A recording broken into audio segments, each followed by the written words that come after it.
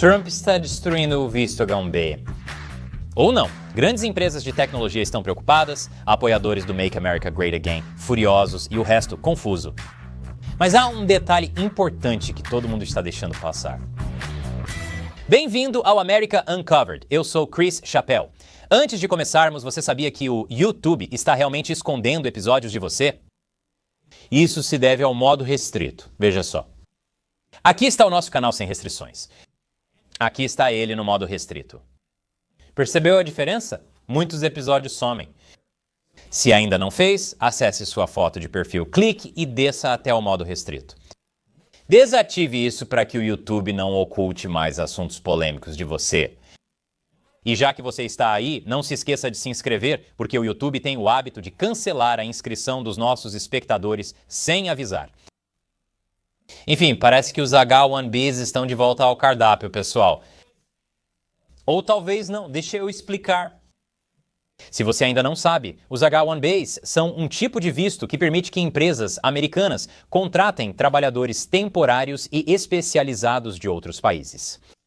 Na verdade, a gente fez um episódio lá perto do Natal que falou sobre a confusão que esse programa causou entre os apoiadores do Make America Great Again e Elon Musk. Então dá uma olhada nesse episódio se quiser relembrar. Mas, resumindo, o programa tem muitos problemas. Empresas de tecnologia dos Estados Unidos da América ficaram dependentes dos vistos H-1B, especialmente da Índia. E ao invés de atrair indivíduos extremamente talentosos, o sistema é visto como algo muito explorador, que abusa dos trabalhadores estrangeiros, inunda o mercado e mantém os salários baixos para os americanos comuns. No entanto, essas questões foram deixadas de lado por tudo o que aconteceu nos últimos 9 meses. Eu estou tão cansado, cara. Os vistos H-1B voltaram às notícias com a nova ordem executiva de Trump. E o hype em torno disso foi enorme. O secretário de Comércio, Lutnick, disse à imprensa que as empresas teriam que pagar $100 mil por ano para cada portador de visto H-1B que empregarem. E ele foi muito insistente. Bem, custam $100 mil por ano.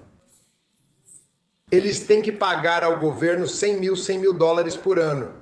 Renovações, primeiras vezes, a empresa precisa decidir, ela quer. Essa pessoa é valiosa o suficiente para pagar $100 mil por ano ao governo?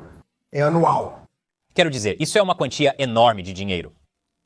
Uma taxa anual de $100 mil para novas inscrições e para quem busca renovação, basicamente acabaria com o programa da noite para o dia. Não surpreende que a notícia tenha gerado pânico imediato nas grandes empresas de tecnologia e nos trabalhadores indianos, temendo serem barrados do país. Mas as notícias sobre Trump são meio como o clima. Se você não gosta, é só esperar alguns minutos. A secretária de imprensa, Karoline Leavitt, ofereceu algumas garantias. Ela disse que os $100 mil são uma taxa única, que se aplica apenas a novos candidatos, não às pessoas que já possuem o visto ou que estão buscando renovação. Ela afirmou que quem já tem visto pode entrar e sair do país livremente, sem cobrança para reentrar. Então, os portadores de visto soltaram um pequeno suspiro de alívio. Mas o pessoal da internet, eles não ficaram nada felizes? Começaram a circular posts dizendo que tudo não passava de uma isca, mais uma traição de Trump e que ele cedeu aos caras da tecnologia do Elon, ao lobby da Índia e aos judeus. Cara, será que tem alguma coisa pela qual eles não vão ser culpados? Os judeus apagaram meu arquivo salvo. Os judeus esvaziaram minha bandeja de gelo e não encheram de novo. Os judeus me fizeram esquecer que eu tinha um pacote de carne moída no porta-malas. E agora o ar-condicionado está cheirando igual ao banheiro de deficientes da rodoviária. É tudo tão cansativo. Agora, antes de você colocar seu prêmio de caiu de novo, vamos realmente olhar para a ordem executiva e ver que tipo de efeito ela vai ter. Karoline Leavitt estava certa. Os $100 mil americanos são taxa única para novas petições H-1B. Isso não se aplica a vistos emitidos anteriormente ou a petições enviadas antes de 21 de setembro. Isso não se aplica a renovações de visto e não impede que nenhum portador de visto viaje para dentro ou fora do país. Ok, então a taxa vale só para novas solicitações daqui em diante. Entendi. Mas tem um aspecto importante que muita gente não está considerando. São dois pontos. Primeiro, vistos H-1B não são permanentes. A menos que seu empregador patrocine um green card para você, você se case com um cidadão americano ou algo assim, ele expira após 3 a 6 anos com uma extensão. Portadores de visto que não pagaram a taxa podem ultrapassar o limite de idade. Isso só faz com que os novos candidatos tenham que pagar a taxa. E esses 100 mil dólares não são pouca coisa.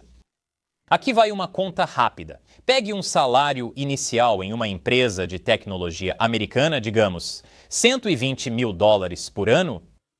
Multiplicando isso por 6 anos, que é a duração média do visto H-1B mais a renovação, isso dá 720 mil dólares.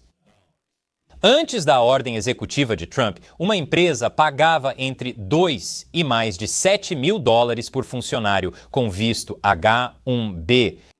Inclui inscrição inicial, prevenção de fraudes, taxas e similares. No geral, isso é uma quantia irrisória, menos de 1% do custo de empregar essa pessoa.